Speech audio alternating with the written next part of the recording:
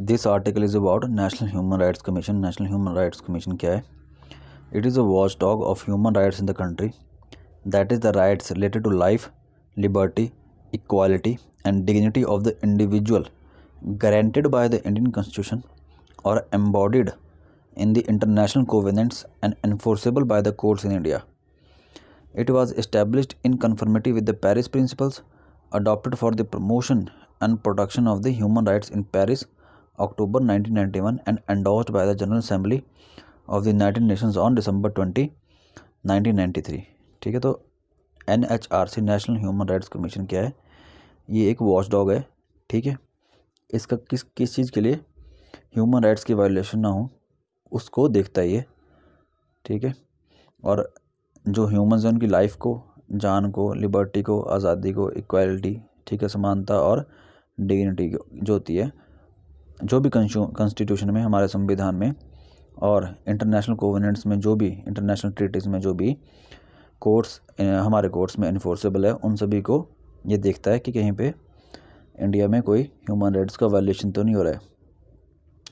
इसे हमने Paris principles के कंसेप्ट के अकॉर्डिंग अडॉप्ट किया। ठीक है, for the protection of human rights को प्रोटेक्ट करने के लिए। ठीक है, और पेरिस जो प्रिंसिपल है उसको यूनाइटेड नेशन जनरल असेंबली ने 1993 20 दिसंबर में अडॉप्ट किया था। तो NHRC क्या है? National human rights commission of India is an independent statutory body established on 12 October 1993 as per the provisions of the protection of the human rights act 1993, later amended in 2006। What are human rights? As per the UN definition. ठीक है, तो human rights की definition दी है, तो UN के according क्या है, यूनाइटेड नेशंस के अकॉर्डिंग ह्यूमन राइट्स की डेफिनेशन क्या है? These rights are inherent to all human beings regardless of race, sex, nationality, ethnicity, language, religion और any other status. Universal Declaration of Human Rights UDHR was adopted by the United Nations General Assembly in Paris on 10 December 1948. Human Rights Day is observed every year on 10 December. India has enacted the Protection of Human Rights Act 1993 with the view to bring about greater accountability and strengthening of the human rights in the country. This act also authorized state governments to establish state human right commission.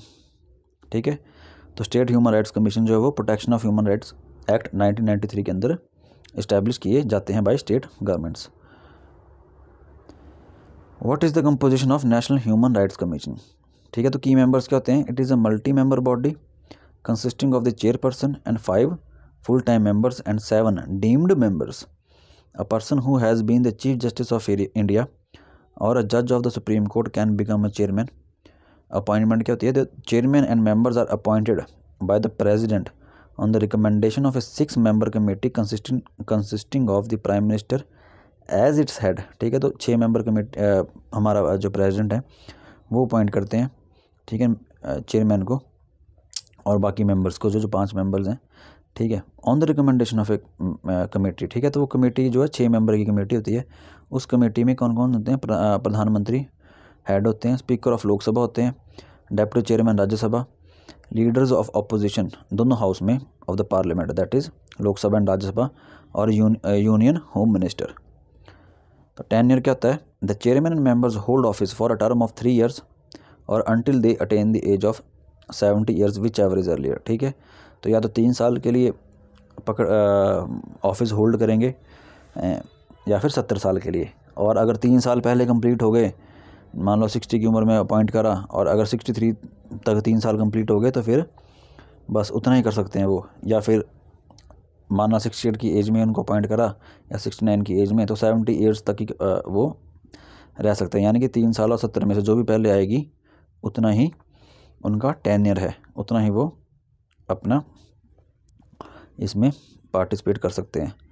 The president can remove the chairman और any member from the office under some circumstances. Removal क्या है? They can be removed only on the charges of proved misbehaviour और incapacity if proved by an inquiry conducted by a supreme court जज। ठीक है। तो divisions, commission also have 5 specialised divisions. ठीक है। तो 5 स्पेशलाइज्ड डिविजन्स की होती हैं NHRC की, law division, investigation division, policy research and programmes division, training division and administration division. What is the State Human Rights Commission? The chairman and members of the State Commission are appointed by the governor in consultation with the Chief Minister, State Home Minister, Speaker of Legislative Assembly and Leader of Opposition in the State Legislative Assembly.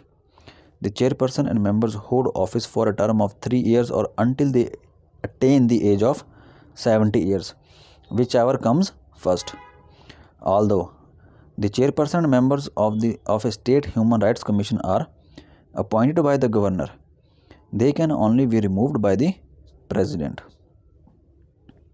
ठीक है। तो national human rights commission has all the powers of a civil court and its proceedings have a judicial character.